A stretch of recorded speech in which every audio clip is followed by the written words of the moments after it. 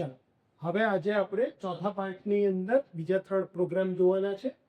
પ્રોગ્રામની શરૂઆત કરીએ. સૌથી પહેલું છે implement an assembly language program to complement content of register B. આપણને ખ્યાલ છે આપણી પાસે બે સ્પેશિયલ રજિસ્ટર છે, એ અને બી. બી ની અંદર જો કોઈ કન્ટેન્ટ આપ્યો છે, બી ની અંદર કન્ટેન્ટ એટલે શું હશે? ધારો કે બી રજિસ્ટર છે, કેટલા બીટનું છે? 8 બીટનું છે. 2 3 4 5 6 7 અને 8. આની અંદર કોઈ કન્ટેન્ટ આપ્યા છે, સપોઝ આ રીતે આ કન્ટેન્ટ આપ્યા છે, એને આપણે શું કરવાનું છે? કોમ્પ્લિમેન્ટ કરવાનું છે. કોમ્પ્લિમેન્ટ ક્યાં થશે? તો કોમ્પ્લિમેન્ટ તો હંમેશા એ રજિસ્ટરની અંદર જ થશે. એટલે તમારે બી માંથી ડેટા ક્યાં લઈ જવો પડશે? એમાં. એને કોમ્પ્લિમેન્ટ કરવું પડશે. કોમ્પ્લિમેન્ટ કરીને ડેટા પાછો ક્યાં લઈ આવવાનો છે? બી રજિસ્ટરની અંદર લઈ આવવાનો છે. તો કમ્પેરેટિવલી ઇઝી પ્રોગ્રામ છે. સ્ટાર્ટ કરીએ. સૌથી પહેલા શું કરીશું તો કે org 0000h તમારો પ્રોગ્રામ લખવાનો સ્ટાર્ટ થયો. સૌથી પહેલા બી રજિસ્ટરમાં મારે કોઈ ડેટા મૂકવો પડશે. સપોઝ આ જ ડેટા આપણે મૂકી દઈએ જે લખ્યો છે એ 0100 1 2 ને 4 એટલે આ ડેટા શું છે? 4 1000 એટલે આ ડેટા શું છે? 8. તો આપણે લખી દઈએ આપણો પ્રોગ્રામ move b હેશ શું લખશું? 45h એટલે કે 48 નંબરનો ડેટા ક્યાં સ્ટોર થઈ ગયો? બી રજિસ્ટરની અંદર સ્ટોર થઈ. કોમ્પ્લિમેન્ટ કરવું હોય તો કમ્પલસરી એ રજિસ્ટરમાં લઈ જવું પડે, કારણ કે કોમ્પ્લિમેન્ટની ઇન્સ્ટ્રક્શન્સ એના ઉપર કામ કરે છે, ખાલી ને ખાલી એક્યુમ્યુલેટર. એટલે અહીંયા આપણે શું લખશું? તો આપણે લખશું મૂવ a, b એટલે કે હવે એ રજિસ્ટરની અંદર શું આવી ગયો છે? ડેટા 48. હવે આને હું શું કરીશ? કોમ્પ્લિમેન્ટ કરીશ. હું શું લખીશ? CPLA એટલે કે કોમ્પ્લિમેન્ટ એ રજિસ્ટરમાં જે ડેટા હોય એનું શું કરો? કોમ્પ્લિમેન્ટ કરીએ. કોમ્પ્લિમેન્ટ કરીશું તો શું આવશે? જ્યાં 0 હશે ત્યાં 1 અને 1 હશે ત્યાં 0. એટલે અહીંયા 1 ની જગ્યાએ 0 અને અહીંયા 3 શું થઈ જશે? 1. એટલે આ નંબર શું થયો તમારો? 7. આ નંબર શું થયો તમારો? 1011 એટલે 8. 8 ને 10 ને 11 એટલે બી. તો આ નંબર શું થઈ ગયો? B7. એટલે કે હવે એ નંબર શું થઈ ગયો તમારો? B7.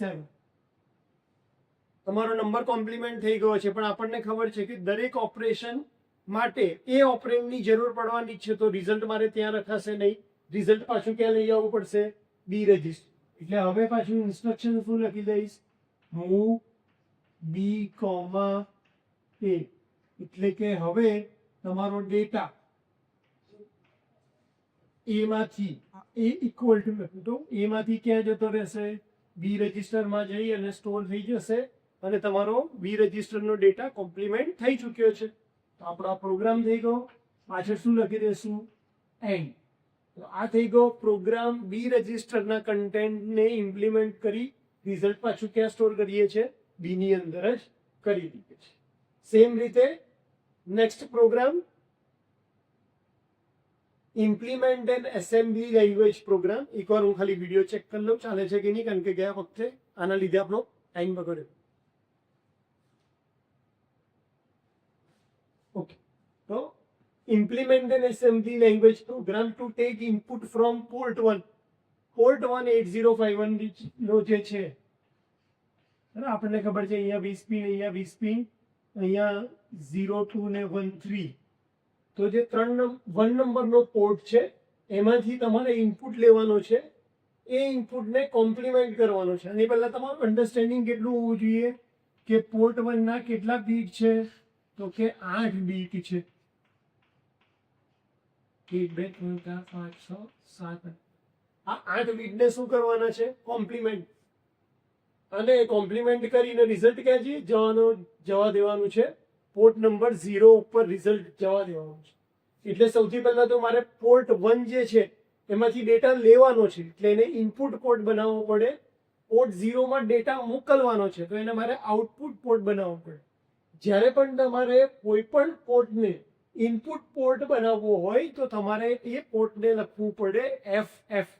જેવું તમે FF લખો છો એટલે તમારો એ પોર્ટ ઇનપુટ પોર્ટ તરીકે કામ કરે છે.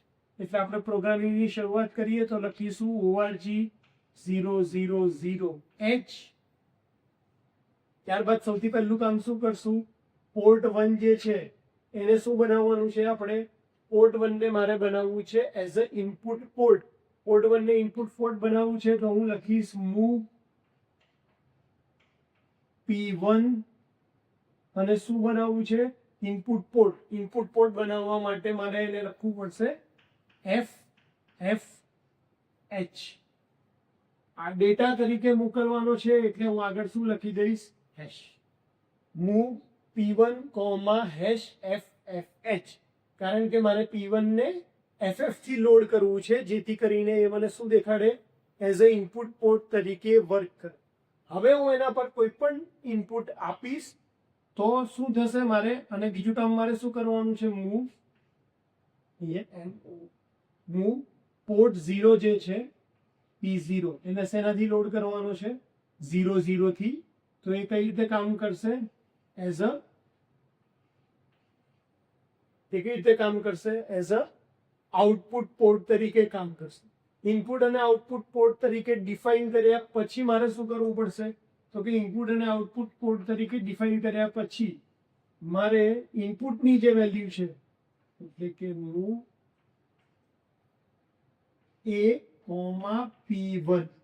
P1 પોર્ટની જે વેલ્યુ છે એ બધી ક્યાં લઈ જવાની છે, એ રજિસ્ટરની અંદર લઈ જવાનો છે. P1 8 બીટનું રજિસ્ટર, એ 8 બીટનું રજિસ્ટર. એટલે ડેટા તમારો ક્યાં જતો રહ્યો છે, હવે એની અંદર જતો રહ્યો છે. ક્યાંથી ડેટા આવ્યો, તો ડેટા આવ્યો છે P1 માંથી. ક્યાં ગયો છે, એમાં. હવે મારે એને શું કરવાનું છે, કોમ્પ્લિમેન્ટ કરવાનું છે. હું ડેટાને કોમ્પ્લિમેન્ટ કરવા માટે શું લખીશ, CPLA. એટલે કે હવે એ રજિસ્ટરનો ડેટા શું થઈ ગયો, કોમ્પ્લિમેન્ટ થઈ. કોમ્પ્લિમેન્ટ થયા બાદ મારે એને ક્યાં મોકલવાનો છે, પોર્ટ નંબર 0 ઉપર. એટલે અગેન હું શું લખીશ, મૂવ મોકલવાનો છે ક્યાં, પોર્ટ નંબર 0.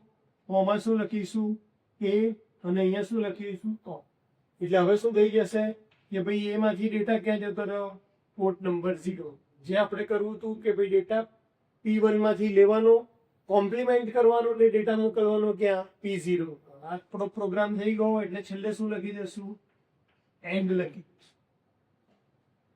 આની અંદર આપણે આખો પોર્ટ ઇનપુટ તરીકે વાપરવો છે એટલા માટે કમાન્ડ આપણે ડેટા લોડ કર્યો FF. આખા પોર્ટને આપણે આઉટપુટ તરીકે વાપરવો છે એટલા માટે આપણે અહીંયા કમાન્ડ લખ્યો 00. પણ એવી રીતે જ્યારે બીટની વાત હોય, પર્ટિક્યુલર એક બીટ, તો તમે એના માટે શું કરશો, કમાન્ડ આવશે setB અને clear CLR. તો સેટ અને ક્લિયર કમાન્ડ એ ઇન્ડિવિજ્યુઅલ બીટ માટે યુઝ થાય છે, જે આપણે સેમ ત્રીજા પ્રોગ્રામની અંદર જોવાના છે. ત્રીજા પ્રોગ્રામમાં શું જોવાના છે, આપણો પ્રોગ્રામ નંબર 3 છે કે implement an assembly language program to take input from pin 1.0. હવે આખો પોર્ટ 1 નથી લેવાનો, શું લેવાનો છે, ખાલી પોર્ટ 1 ની પિન નંબર 0 લેવાની છે. એટલે કે આને મારે શું બનાવવું પડે, ઇનપુટ. ઇનપુટ બનાવવું હોય તો હવે FF કરવાની જરૂર નથી, મારે ખાલી પર્ટિક્યુલર એક પિનની વાત કરવાની છે. એટલે હું સેટ કમાન્ડ વાપરીશ અને send its inverted output. Inverted એટલે એનું કોમ્પ્લિમેન્ટ કરી અને ક્યાં મોકલી દો, તો કે પોર્ટ નંબર 1 ની જ 1 નંબરની પિન. એટલે કે તમારી પાસે પોર્ટ 1 ની પિન છે 0 થી લઈને 0 1 2 3 4 5 6 7. તો એમાં 0 નંબરના પિન પરથી તમારે ઇનપુટ લેવાનો, ઇન્વર્ટ કરવાનો અને એને મોકલવાનો ક્યાં, એઝ અ આઉટપુટ તરીકે પોર્ટ નંબર 1 ના જ પિન નંબર 1. તો સિમ્પલ પ્રોગ્રામ છે. આપણે શું કરશું, સ્ટાર્ટ કરશું પહેલા org 0000H. ત્યારબાદ હવે શું કરવું પડશે, પહેલા તો પિન નંબર 1 માંથી પિન નંબર 1 ની 0 નંબર પોર્ટ નંબર 1 ની પિન નંબર 0 ને શું બનાવવાની છે, ઇનપુટ. તો આપણે અહીંયા પહેલા લખશું set B P1.0. એટલે શું કરશે, પોર્ટ નંબર 1 ની પિન નંબર 0 ને શું કરી દેશે, ઇનપુટ પોર્ટ બનાવી દેશે.